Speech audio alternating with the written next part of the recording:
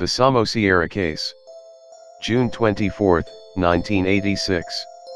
Andres Gomez, a truck driver who made his living delivering highly combustible and corrosive compounds to Madrid, had on this particular day brought his family along for the ride.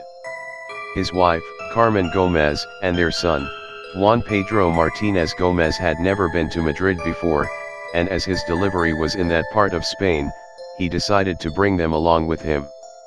The Volvo F12 refueled near the town of Cizat, Murcia.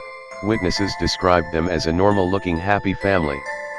They were last seen together at 5:30 a.m., at an inn, where witnesses once again described the family as pleasant and normal. Sometime later, witnesses on the road to Madrid reported seeing a truck, later identified as the truck the Gomez family was driving, accelerating to speeds of over 140 kilometers per hour. Stopping suddenly before speeding off again at high speeds. It wasn't long before the police received a call that a major accident had occurred. Gomez's truck had collided with another car and overturned in a ditch, resulting in large quantities of sulfuric acid leaking out. Authorities rushed to the scene to contain the environmental damage. The bodies of Andres and Carmen Gomez, while badly burned by acid, were found, still identifiable. No other bodies were found, and no one knew that the boy existed until the child's grandparents asked the authorities for the condition of the child upon being told the parents were dead. The authorities scoured the site extensively, but found no trace of the boy.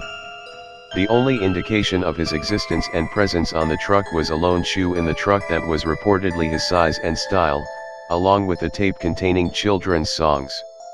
While it was thought his body had been completely dissolved by acid, forensic authorities pointed out that fluids, bones, and other biological materials would have remained. Others pointed to the fact that the bodies of the parents were in relatively good, i.e. identifiable, condition as a way to argue that the child's body should have been found, despite the acid, which did not enter the cabin in significant amounts due to the sloping nature of the crash site, meaning most of the acid was directed towards a ravine. Two witnesses, local shepherds who were close enough to see the accident as it happened, later came forward the next day, claiming that a white van had stopped at the accident scene, and that two people had come out. The entities were said to be tall and pale, with white robes.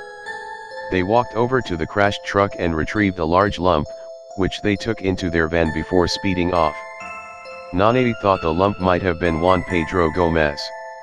Investigation: the child was never heard from again, and was declared legally dead a few years later, despite the protests of his grandparents. Some investigators even doubted the child had ever been on the truck to begin with, and it was never proven that he was.